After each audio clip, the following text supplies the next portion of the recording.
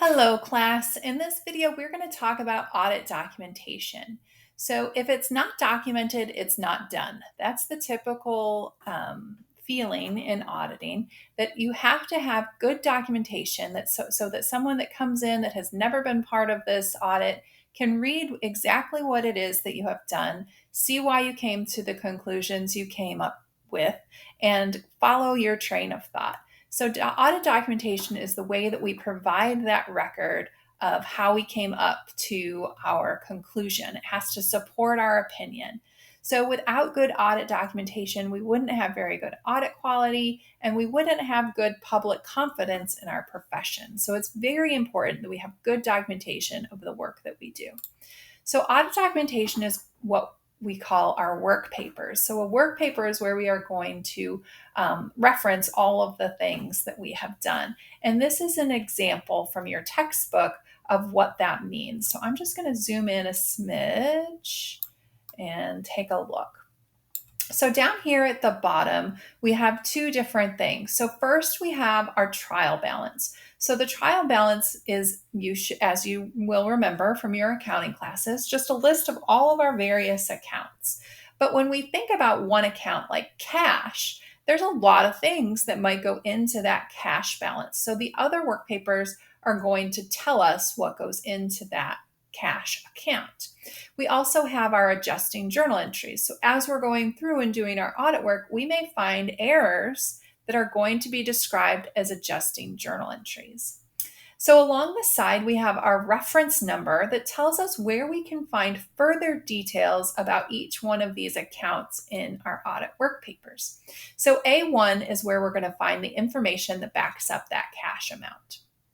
So when we go to A1, we see something called the lead sheet. So a lead sheet gives us a detail of all of the accounts that make up that one number that goes to the trial balance. In this case, we have one number for cash of $536,000.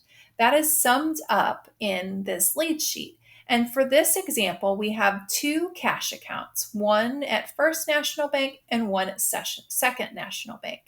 But again, the lead sheet, just like the trial balance, just gives us one little piece of information, and there might be more that we need to know. So more information about the First National Bank can be found at work paper A2. So when we go to A2, we see a couple of different things. So we see A2 has our bank reconciliation and A21 has the bank confirmation. So we see this scaffolding effect where we're building on and getting these supporting schedules for all of our different accounts. We would also have the same information for A3 for Second National Bank. We also see B1 for accounts receivable and C1 for inventory lead. So for all of those accounts that have a work paper, we would have a different section.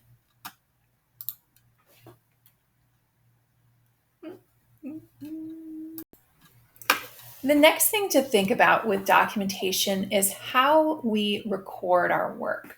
So this is an example of our bank reconciliation. The bank reconciliation is prepared by the client. It's going to be their responsibility to do that. And we see that with this little notation that says prepared by client. We see that reference number of A2, and then we also see that it has been signed off on. So we have an auditor and then the reviewer, who is also an auditor, that's reviewed this work. Every work paper should be signed off on. So the client prepared this bank reconciliation and then the auditor audited it. The work that the auditor did is referenced with these tick marks. So tick marks are just a guide to tell us what it is that the auditor did. So in this case, we have this legend that will tell us exactly what we did. So the F here stands for footed. Footed just means we checked the mathematical accuracy. So we see a little F over here telling us that we added up all of the bank reconciliation and it agrees with that $484,000 mark that the client had. The C stands for confirmed by bank using the standard bank confirmation. So we have the little C right here that tells us that does agree with the confirmation. So their balance per bank agrees with what the bank stated. So we see these various tick marks in the audit work papers to clearly demonstrate the work that the auditor has done.